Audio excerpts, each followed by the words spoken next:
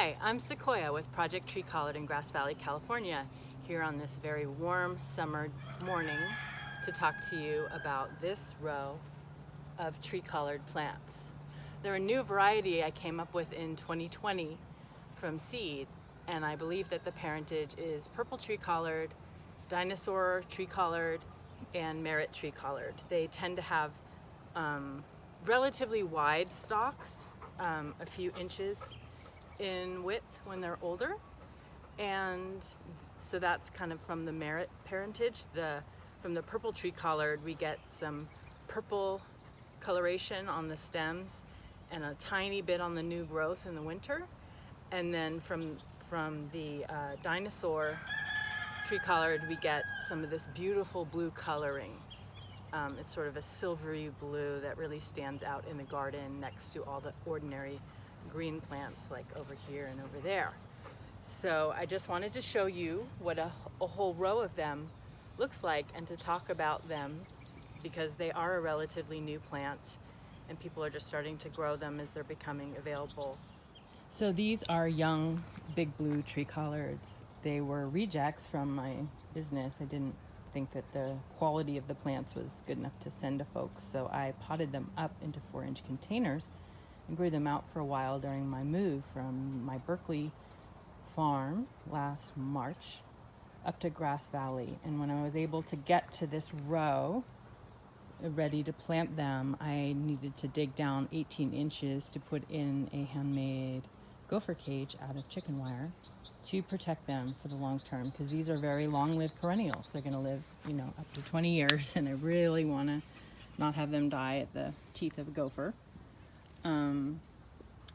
So they're young, and they're also multi-trunked, as I think you can see here. I cut off the central leader, the top, so they branched out when they were young. And they've got all these different things, and I wanted to show them to you even though they're just 18 inches or 2 feet high before I start making cuts for propagation. But I think you can see a little bit of purple coloration from the purple tree collards in there, and you can kind of see the thickness of the stalk that kind of comes from the merit tree collard.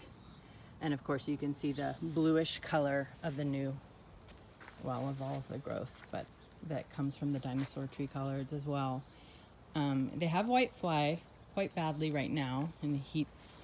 It's about 105 or 100 most days in the summer here, and so they're not super happy. We're eating them anyways and giving a lot to the chickens, and the little birds that live here like to sit on the fence and come in, and they kind of attack some of the leaves because they're trying to get the white flies. So they're generally doing this on the older leaves, and the newer leaves aren't getting the white fly as much as the older ones, so there's some of the damage.